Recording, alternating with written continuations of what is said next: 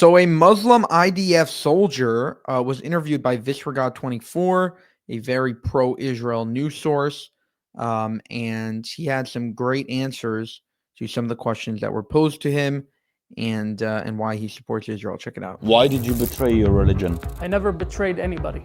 My religion, my family. Being an Arab in Israel, you have to fill a certain expectation.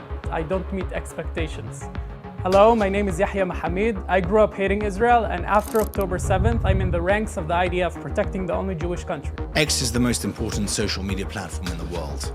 On the free speech platform, everyone's thoughts and questions matter.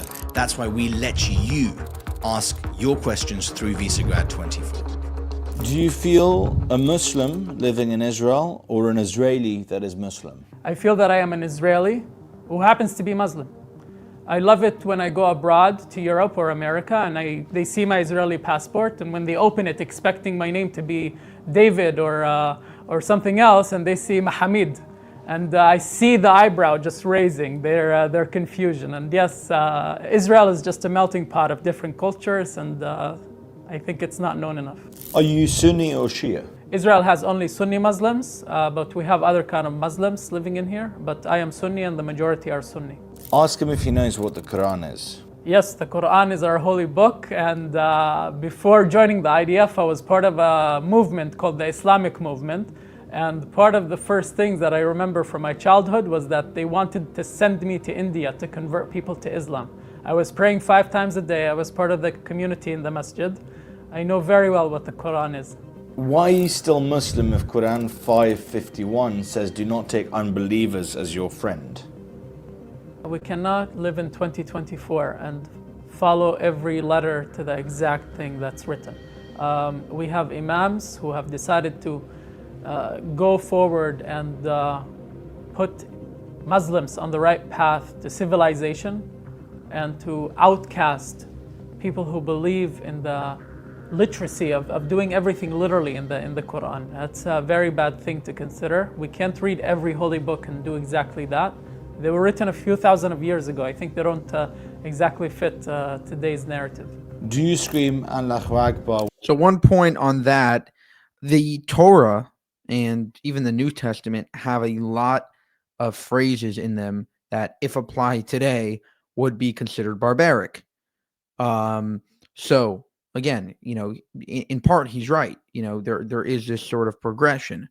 However, part of it is, actually the I guess interpretation of it as he's trying to sort of voice, but he just says like literal interpretation. There are other interpretations that it was not necessarily a story that actually happened or a phrase that was actually meant as it was, but there are other interpretations on that phrase, just like the Bible, the Torah has Rashi, and there are a bunch of sort of people that interpret these phrases and find other meanings. So there is a possibility that, a lot of those literal phrases, do this, do that, don't actually mean what it says in the text. When engaging enemies? No, I usually say that in the shower. No.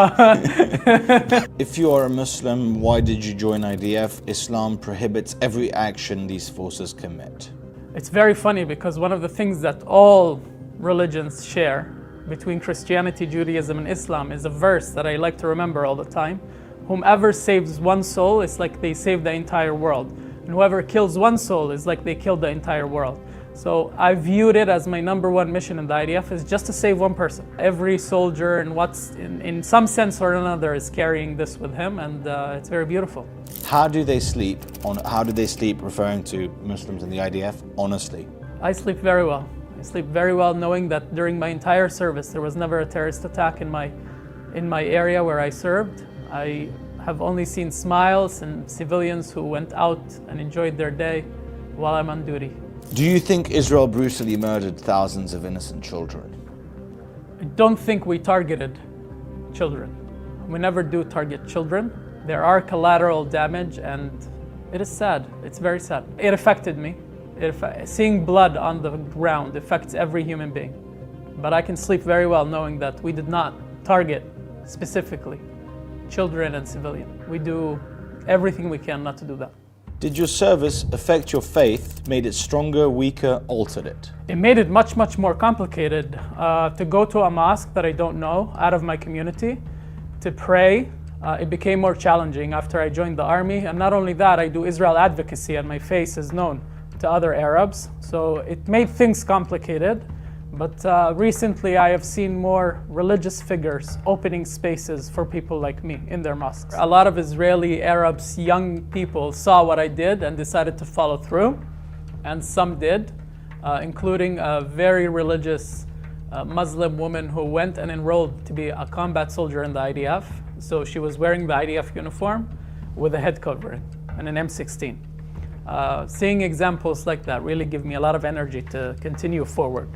Do you get accommodations to practice your faith? There's a time to pray, there's a time to fast. They accommodated me on every single thing. I also accommodated them because I went to the IDF to serve the people, and I saw it. My personal opinion was that there's a limit to my needs, and the big majority is going to be to what the country needs. If he falls in combat, does he get 72 virgins in heaven? No, my girlfriend forbids me. No 72 virgins for me. Do you consider yourself also a Palestinian? What is a Palestinian identity to you? I don't consider myself as a Palestinian. My grandmother, who was born in Tulkarem in the West Bank, she identified as Palestinian. I always say that my grandmother is Palestinian, but I am not. She was the biggest Zionist I've ever met. Do you think it is right to serve in an army that considers you a second-class citizen, or a country that marginalized you by calling itself a Jewish state only? Well, we never called ourselves a Jewish state. We are a Jewish democratic state. Every day of my last 6 months in the army, I was in charge of raising the flag and saluting it every morning. And we sing Hatikva. It never missed my mind that this is a Jewish country. But at the same time, there are also Israeli Arabs who are living here who have, the sky is the limit, really. The sky is the limit. However much somebody wants to get in and integrate into the bigger Israeli society, you can do it. Do you support the demolition of Al-Aqsa Mosque and building the third temple on top of it? The first nation that allowed the Jews to pray freely on the Temple Mount were the Muslims. And I believe in my mind that we will live to see a day where Muslims and Jews pray on the Temple Mount right next to one another. My faith, my moral compass tells me that my prayer will not be heard if I demolish another person's temple to build mine. Now, the status quo on the Temple Mount, there's a lot of things to say about it, but I think demolition and stuff like that is out of the question. What has Israel done for you? Israel has given me a home. Israel has kept my family safe. Israel gave me a safe space where I can study, where I have a very stable life, which is a luxury apparently in the Middle East. Israel gave me sense of security and opportunities that I will not find anywhere else in the Middle East. What do you think about all the pro-Palestinians calling Israel an apartheid state? To say misinformed, to say the least. But the Palestinian, it was never about the Palestinians. It was never about the Palestinians. It was never about Palestine. It was about just attacking Jews. And now the Jewish nation has a country, and now they want to attack the Jewish country using Palestinians and Palestine as a tool. If this was taken out of the equation, another thing would be brought into the equation to fill this void. What do Muslim... See, Arabs understand that more than anyone else, and they're the ones that are not afraid to say it. That this is not about, all these protests have nothing to do with Palestine or Palestinians. It's all about hating Jews, hating on Jews, and taking away the Jewish state. IDF soldiers say to other Muslims who accuse them of being traitors? The IDF stands at the borders of Israel, protecting everybody inside the country. The IDF stopped weapons from being smuggled into Israel, and we know that Israeli Arab communities are suffering from violent crimes right now, and those weapons that are being stopped by the IDF and drugs making their way into our Arab community. Israeli Arabs should serve in the IDF because the benefit of it to our community is just absolutely massive. Will IDF soldiers be deployed in Gaza who have relatives in the Gaza Strip? The IDF actually avoids that. The IDF actually avoids that. They asked me, I have family in the West Bank, and they asked me when I drafted, where does my family live exactly? So they make sure that I don't operate in the same thing.